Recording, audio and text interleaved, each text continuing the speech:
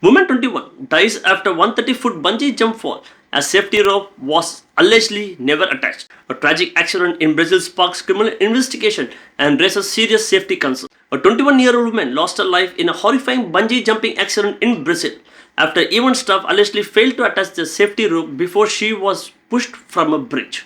Now let's go beyond the surface and reveal every layer of this story on our AI I want you podcast. to take a second and really think about the incredible amount of trust you place in absolute strangers every single day. Oh, yeah. We do it constantly. We do it without even blinking. I mean, you eat food prepared in a kitchen you've never seen, or you drive on highways assuming that massive 2-ton metal box crossing the intersection will actually obey a red light. Right. It's unspoken social contract. Exactly. And perhaps most intensely, we place our very lives in the hands of strangers when we engage in extreme sports or thrill-seeking, like when we step up to the literal edge of a cliff or a bridge. We're operating on this fundamental assumption that the invisible safety net built by the people around us is flawless. It requires a pretty profound psychological leap. Hmm. I mean, we are actively overriding our most basic evolutionary survival instincts. That primal voice screaming at you to back away. Yes, exactly. That voice in the back of your head. We silence it entirely because we trust the competence of another human being. We trust their training, their equipment maintenance, and just their overall situational awareness. Well, welcome to today's deep dive. We are examining a breaking news story out of Brazil that completely, just totally shatters that illusion of safety. It's a really difficult case to look at. It is. It involves a fatal 130-foot bungee jump from a location known as Skeleton Bridge. And to unpack this today, we are pulling from a solid stack of sources. We've got local incident reports from the São Paulo Civil Police, on-the-ground coverage from Brazilian news outlets, and some really fascinating psychological research on human error and automation bias. Right, which is crucial for understanding how this happens. Definitely. So over the course of our discussion, we're going to look at the timeline of this accident, the massive criminal investigation that followed, and the really uncomfortable questions it raises about safety and accountability in adventure tourism. Because it's a case that forces us to examine the mechanics of catastrophic failure. We have to look at what physically and psychologically happens when the systems we rely on for survival just break down at the absolute most critical moment. Yeah. But before we get into the heavy details of Skeleton Bridge, I want to frame this with a concept I've been mulling over while reviewing these police reports. It's about the illusion of danger. Okay, I like that framing. Like when you go to a theme park and strap into a massive roller coaster, you are paying for the feeling of danger. You want the adrenaline, the wind in your face, the stomach-dropping terror of looking down from the top. Sure, but you only enjoy that terror because you're relying entirely on the absolute certainty of safety. Exactly. You assume the lap bar is locked. You assume the track mechanics did their morning inspection. You are buying the illusion of a near-death experience, not an actual one. So my question is, what happens when that singular point of failure, the one physical tether keeping the illusion from becoming reality, actually fails? Well, that tension is the entire foundation of the adventure tourism industry. I mean, the business model profits off of simulating peril while supposedly guaranteeing security. Right. And in the incident we are analyzing today, that guarantee didn't just fail, it evaporated in real time, right in front of a crowd of spectators. It's just horrific. Let's look at the harrowing facts of the incident itself. The story centers around a 21-year-old woman named Maria Eduarda Rodrigues de Freitas. Such a yes life. Yeah, she was in São Paulo State at Skeleton Bridge. And for context for you listening, this bridge features a terrifying drop of over 130 feet. That is roughly equivalent to standing on the roof of a 13-story building and looking down into a ravine. Yeah. It's a completely unforgiving height. It really is. And she was there participating in a jump organized by a private commercial company. This wasn't, a group of amateurs tying a rope to a guardrail on a weekend whim. No, definitely not. This is a commercial operation. And that carries an inherent legal expectation of professional procedure, redundancy, and oversight. Right. So according to the local authorities, Maria was escorted up to the edge of the bridge by the staff members of this private company. The staff positioned her, they prepped her harness. But the fatal error, and it is chilling to even read this in the report, is that the crucial safety cord, the primary line supposed to connect her harness to the bridge, was allegedly never attached. The primary tether. I mean, in a high-stakes environment like bungee jumping, every single other piece of equipment is secondary to that main line. I just can't wrap my head around the physical reality of this. You have supposedly trained staff physically escorting someone to a ledge. They are standing right next to her, looking at her harness. How do their eyes process a completely unattached rope and not send an immediate panic signal to the brain? It sounds impossible, I know. But it is a terrifying psychological phenomenon known as routine blindness or automation bias. Routine blindness. Yeah. When humans perform a high-stakes sequence of actions repetitively, the brain tries to conserve energy. It basically shifts the cognitive load from the conscious analytical part of the brain, the prefrontal cortex, down to the basal ganglia. Oh, wow. And that part handles the automatic behavior. Exactly. It's on autopilot. So it's kind of like when you drive home from work, pull into your driveway, and realize you have absolutely no memory of the last 5 miles or the traffic lights you passed. That is the exact mechanism. Your brain handed the driving over to a subconscious autopilot. On a daily commute, that autopilot is usually harmless. But on a bungee platform, it can be lethal. Because they're just going through the motions. Right. The staff member looks at the jumper, but they aren't actively seeing the equipment. They're just ticking an invisible mental box. They assume that because they have reached the final step of the process standing on the ledge, the previous critical steps must have already been completed by themselves or a colleague. But if you're listening to this right now, you're probably thinking the exact same thing I was when I first read the source material. Why didn't she check the rope herself? It's a natural question. Right. Why didn't Maria reach down and just tug on the carabiner? Well, that brings in another crucial psychological factor called the authority gradient. Okay. What is that? When you are a novice in a highly specialized, intimidating environment, you naturally defer to the perceived experts.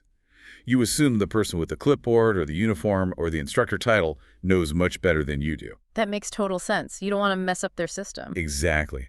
A novice is actually conditioned not to touch the equipment for fear of doing something wrong.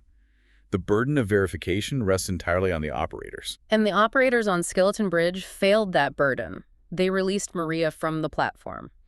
And because we live in an era where every single moment is documented, witnesses at the scene were recording the jump on their phones. And that footage is just devastating. It is. The video footage has spread rapidly across social media. You can hear the exact fraction of a second when the spectators realize the illusion is breaking. The panic is audible. People in the crowd start screaming, "The rope! The rope, people!" before she even hits the ground. The crowd is experiencing a violent cognitive dissonance there. They are primed to watch a thrilling spectacle, and their brains have to instantly pivot to processing a fatal accident. She fell directly into the ravine without any safety support whatsoever. Emergency responders rushed to the scene immediately, but the height and the impact were insurmountable. Yeah. She was pronounced dead at the location, and her body was taken to the local legal medical institute for forensic examination. That level of cognitive autopilot from the staff is terrifying on its own. It really highlights how fragile human attention is. It really does. And that cognitive failure becomes uniquely haunting when you look at how modern technology captured the exact moments before the autopilot failed. Which brings us to Maria's digital footprint and the devastating human elements surrounding this event. The preservation of a victim's final moments on social media really adds an entirely new, incredibly complex layer to how the public processes tragedy today. Definitely. Shortly before the jump, Maria made what would be her final post. It was a photo of the bridge showing off the activity wristband she had just received from the company. Just a normal update. Yeah, but the caption she wrote is incredibly hard to digest in hindsight. She jokingly typed, "Who was the crazy person who let me come jump off a bridge?" Oh, man. Under normal circumstances, that is a completely standard, lighthearted comment. Right, it's just a joke. It is the kind of nervous self-deprecation people use all the time to manage their anxiety before doing something extreme. But that post went massively viral within hours of the news breaking. It spread rapidly online, with users viewing it as this eerie, foreshadowing message. It just freezes that final moment of anticipation and excitement right before everything went wrong. A completely innocent joke instantly transforms into an artifact of tragedy. And the viral nature of that post fundamentally shifts the narrative for the broader public. How so? Well, without that photo, Maria risks becoming just another tragic statistic in an evening news broadcast. But that post makes her deeply relatable. Anyone who has ever snapped a nervous selfie before a roller coaster or a skydive or even a daunting presentation can suddenly project themselves into her shoes. It humanizes her. Exactly. It amplifies the societal grief because it humanizes the victim in real time. We see her as a living, breathing person anticipating a thrill, not just the subject of an accident report. And the trauma of this event isn't just limited to the digital spectators analyzing her social media. Marie's fiancé was actually present at Skeleton Bridge. Can't even imagine. He was standing right there, and he witnessed the tragedy unfold firsthand. According to the reports, the emotional impact was so sudden and overwhelming that he became physically ill upon learning she had died and required emergency medical assistance right there on the bridge. You know, people often underestimate the sheer physical force of acute psychological shock. Oh yeah. Witnessing a sudden, violent loss triggers a massive flood of stress hormones like adrenaline and cortisol from the amygdala. The brain completely overloads. So it's not just sadness, it's a physiological system crash. Exactly. The brain cannot reconcile the joyous expectation of a fun day out with the horrific reality unfolding in front of the eyes. The physical response, becoming violently ill, hyperventilating, needing paramedics, is the body's manifestation of profound trauma. The central nervous system is essentially short-circuiting. It underlines the massive blast radius of an event like this. The failure of one simple tether doesn't just end one life. It permanently shatters the lives of the people standing on the platform holding the camera. Yeah, the ripple effects are huge. And that immense emotional toll, combined with the viral awareness from the video and her final post, generated an immediate, furious demand for answers from the Brazilian public. Whenever a highly visible public tragedy occurs, especially one with visceral video evidence, the investigative response must be swift. They have to do something. Right. The authorities have to demonstrate control and competence to a public that is suddenly very aware of its own vulnerability. And the authorities stepped in immediately. Following the incident, Brazil's civil police confirmed that 6 individuals connected to the bungee jumping operation were arrested. They launched a criminal investigation to find out precisely how this catastrophic failure happened. The scope of an investigation like this is necessarily massive. They are looking far beyond the specific moment the tether was missed. Wait, I need to stop you at the number of arrests, though. 6 people. I know, it sounds like a lot. If one guy on the platform failed to clip the rope to the harness, why are 5 other people in handcuffs? That feels like the police casting an incredibly wide, maybe even unfair net just to appease an angry public. It might seem excessive on the surface, but it actually points to a critical concept in safety engineering called the Swiss cheese model of accident causation. The Swiss cheese model. Yeah. In any high-risk operation, a single mistake should never lead to a fatality. There should be multiple layers of defense-like slices of Swiss cheese stacked together. Oh, I get it. So even if one slice has a hole, like a distracted employee, the next slice stops the error from slipping through. Precisely. For a fatal accident to occur, the holes in every single layer of defense have to align perfectly. If 6 people are implicated, it tells us the civil police suspect a cascading oversight failure. So it wasn't just the guy with the clip. Right. The negligence wasn't just the physical act of failing to attach the rope. It was the platform manager failing to supervise the jump master. It was the secondary checker failing to verify the primary checker's work. It might even include the site operator failing to enforce safety protocols to begin with. That actually makes a lot of sense. Our sources detail that investigators are digging into the staff's training and qualifications, like, were these people even legally certified? Which is a massive question. Yeah. They are examining equipment inspection logs and the individual responsibilities of every crew member. They're even pulling the company's past operational practices. So they aren't just investigating a bad day on the job, they're investigating the company's entire culture of safety. When a failure is this catastrophic, liability rarely stops at the lowest level employee holding the harness. By arresting 6 people, the authorities are signaling that they view this as a systemic breakdown of command, not just an isolated moment of human error. And the implications of such a severe operational breakdown have quickly escalated past the local police station and are now landing on the desks of politicians. Naturally. This brings us to the broader societal reaction and the sudden demand for industry-wide accountability across Brazil. A high-profile tragedy inevitably triggers a fierce debate about regulation. It forces the government to ask whether the current laws are actually sufficient to protect the public from private negligence. And we are seeing that play out right now in the source material.